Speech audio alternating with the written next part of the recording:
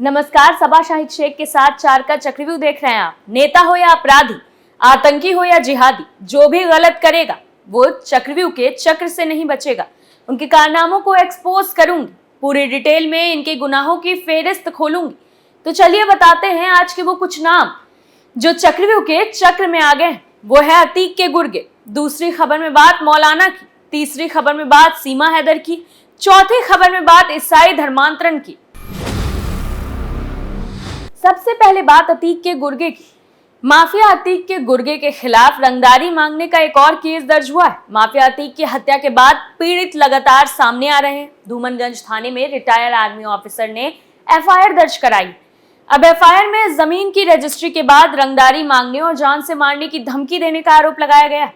पीड़ित retired army officer Shrikant प्रधान सेना में सूबेदार के पद में रिटायर है। उनकी बेटी दीपा राय ने 10 लाख में अफरोज की पत्नी नसीम अहमद से कठूला गोसपुर में जमीन खरीदी थी।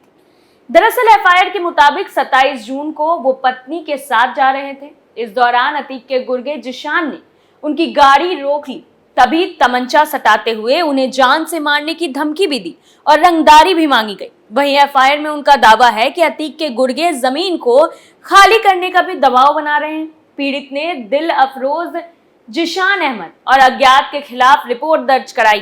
वहीं धूमनगंज थाना पुलिस एफआईआर दर्ज कर मामले की जांच में जुट गई। इससे पहले अतीक अहमद बेटे अली अहमद के खिलाफ करेली थाने में रंगदारी वसूलने का मुकदमा दर्ज हुआ था। इस केस में 50 लाख की रंगदारी मांगने और जान से मारने की धमकी देने का आरोप लगाया गया था। वहीं मामले में अली अहमद समेत 6 लोगों के खिलाफ एफआईआर दर्ज हुई थी। पीड़ित दानिश शकील और उसकी बहन गजाला बेगम ने अली से अपनी जान को खतरा बताया था। आरोप है कि जीटीबी नगर में गजाला बेगम के नाम से करोड़ों का प्लॉट है। अली अहमद इस प्लॉट पर कब्जा कर अपना कार्यालय बनाना चाहते हैं। वहीं इसके अलावा 10 जुलाई को धूमनगंज थाने में जुल्फिकार उर्फ तोता, असाद, फैजान और अकरम के खिलाफ केस दर्ज किया गया था, जिसमें दावा किया गया है कि 25 अप्रैल को आकरन ने परवेज से रंगदारी मांगी थी। इसमें कहा गया है कि जेल में बंद तोता और असाद कालिया के नाम पर रंगदारी मांगी गई थी। दूसरी खबर में बात मौलाना की। उत्तर प्रदेश के बुलंदशहर से एक मामला सामने आया है जो आपको झकझोर कर रख देगा। दरअसल दीनी तालीम लेने आए 8 साल के बच्चे से कुकर्म करने के आरोप में एक मदरसे के मौलवी और उसके भतीजे को गिरफ्तार किया गया है। इनमें से एक आरोपी की उम्र 40 साल है, जिसका नाम मौलाना अफजाल है, और उसके आरोपी भतीजे का नाम सलमान। पीड़ित जिस मदरसे का छात्र है, मौलाना अफजाल भी वहीं का हाफिज है। आरोप है कि बच्चे के साथ 2 महीने से अप्राकृतिक दुष्कर्म हो रहा था। 17 जुलाई 2023 को पुलिस ने आरोपियों को गिरफ्तार कर जेल भेज दिया है। वहीं सूत्रों के मुताबिक बुलंदशहर के जहांगीराबाद थाना क्षेत्र के मदरसे का पीड़ित छात्र खुद 16 जुलाई को पुलिस चौकी पहुंचा था। उसने पुलिस को अपने साथ हुई दरिंदगी के बारे में बताया। आरोपी बुलंदशहर के डिबई थाना क्षेत्र के गांव दानपुर के रहने वाले हैं। पीड़ित छात्र ने पुलिस को बताया कि हाफिज और उसके रिश्तेदार ने उसके साथ कुकर्म किया था। पुलिस ने एफआईआर दर्ज करने के बाद बच्चे का मेडिकल परीक्षण करवाया है, जिसके बाद दोनों आरोपी फरार हो गए थे। वहीं 17 जुलाई 2023 को दोनों पकड़े गए। मदरसे से जुड़े कुछ लोग इस घटना को संदिग्ध बता रहे हैं। एक स्थानीय यूट्यूब चैनल से बात करते हुए मुफ्ती खालिद ने दावा किया कि पीड़ित के मेडिकल में कुछ खास नहीं आया। खालिद के मुताबिक जब तक इल्जाम अदालत से साबित नहीं हो जाता, तब तक किसी को गुनहगार नहीं ठहराया जा सकता। वहीं मदरसे से ही ताल्लुक रखने वाले बुजुर्ग हाजी इलियास ने पीड़ित छात्र के आरोपों को झूठा बताया। हाजी के मुताबिक बच्चा पहले भी कई बार ऐसे आरोप लगा चुका है, वो मदरसे से भाग भी चुका है। वहीं हाजी इलियास ने पीड़ित छात्र को मानसिक तौर पर कमजोर ठहराने की भी कोशिश की है। तीसरी खबर में बात सीमा हैदर की। यूपी एटीएस की टीम इस समय सीमा हैदर से पूछताछ में जुटी है। लगातार दूसरे दिन उससे एटीएस ने कुछ अहम सवाल जवाब किए, लेकिन सीमा का साफ साफ कहना है कि वो जासूस नहीं।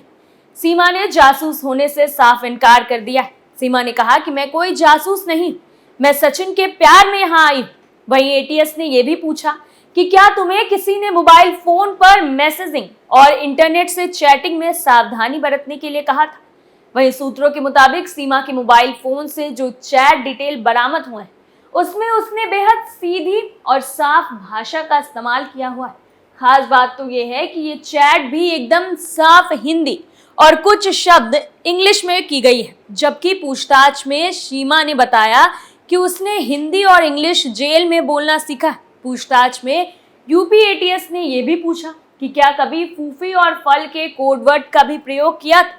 आपको बता दें कि पाकिस्तान की खुफिया एजेंसी आईएसआई में फूफी उस शख्स को कहा जाता है जो दूसरे देश से जुड़ी जानकारियां आईएसआई तक भेजने का काम करता है।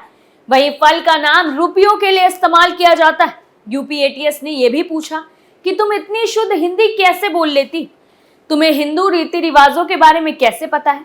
हालांकि सीमा हैदर के नोएडा के रबुपुरा गांव तक पहुंचने में किन लोगों ने मदद की, इसे लेकर अभी तक वो सही जवाब नहीं दे पाई। वहीं यूपी एटीएस को पूछताछ में एक और महत्वपूर्ण जानकारी हासिल हुई। सीमा ने कुछ सैन्य अधिकारियों को भी फ्रेंड रिक्वेस्ट भेजी थी, लेकिन क्यों रिक्वेस्ट भेजी थी इसका उसने सीधा जवाब नहीं दिया। वहीं इस मामले में उसने गोलमोल जवाब ही दिया है। उसने कहा कि ये तो रैंडम भेजी थी, उसको नहीं पता था कि वो इंडियन आर्मी से। यूपी एटीएस की टीम सीमा का मोबाइल डेटा खंगाल रही। सीमा के भाई और चाचा के पाकिस्तान आर्मी में होने के लेकर कई सवाल जवाब किए गए। अभी तक जासूसी एंगल पर यूपी एटीएस के हाथ कोई बड़ा सबूत नहीं लगा है। हालांकि जांच अभी जारी है। सीमा के पति गुलाम हैदर ने भी दावा किया है कि सीमा ने बताया था कि उसका भाई आसिफ कराची में आर्मी में था और सीमा का चाचा गुलाम अकबर इस्लामाबाद में आर्मी में बड़े ओहदे पर है। एटीएस ने इस एंगल पर भी सीमा से पूछताछ की। चौथी खबर में बात धर्मांतरण की। मध्य प्रदेश के बुरहानपुर जिले के आदिवासी बहुल्य धूलकुट में धर्मांतरण का मामला सामने आया है। यहाँ आदिवासियों को प्रलोभन देकर धर्मांतरण कराया जा रहा था। वहीं इस सिलसिले में 50 से अधिक आदिवासियों ने पुलिस में शिकायत दर्ज कराई। पुलिस ने धर्मांतरण करने के मामले में 2 आरोपियों को गिरफ्तार भी किया है। पुलिस ने आरोपियों के पास से धर्मांतरण किए गए लोगों की सूची और धर्मांतरण साहित्य बरामद किए। वहीं इस मामले की अधिक जानकारी देते हुए एसपी राहुल कुमार ने बताया कि दोनों आरोपी व्यक्ति धूलकोट क्षेत्र के रहने वाले हैं।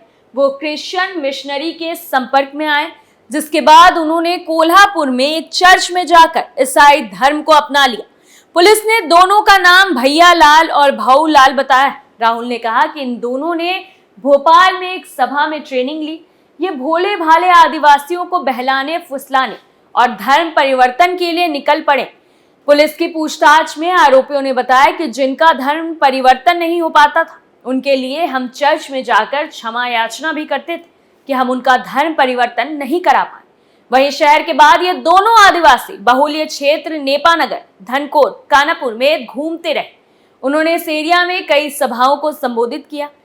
उन्होंने आदिवासी लोगों को बताया कि जिसका समाज में उद्धार नहीं हो रहा है उनको ईसाई धर्म अपना लेना चाहिए। ईसाई धर्म अपनाने के बाद जीवन का उद्धार हो जाएगा।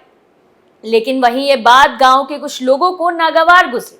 इसके बाद धूलकोट चौकी में दोनों के खिलाफ शिकायत दर्ज की गई है। दरअसल ये पूरा मामला एसपी राहुल कुमार तक पहुंचा। पुलिस ने घेराबंदी कर दोनों आरोपियों को गिरफ्तार कर लिया है। बताया जा रहा है कि ये दोनों व्यक्ति पूरी प्लानिंग के साथ गांव वालों से मिलते थे, सभा करके प्रवचन दिया करते थे।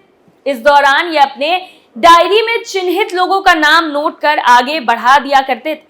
पुलिस को इनके पास से एक डायरी और एक बैग मिला है जिसमें बाइबल और धर्मांतरण किए जाने को लेकर दस्तावेज मिले। पुलिस ने इनको जब्त कर इनकी फंडिंग को लेकर जांच कर रही। आरोपियों को बख्शा नहीं जाएगा।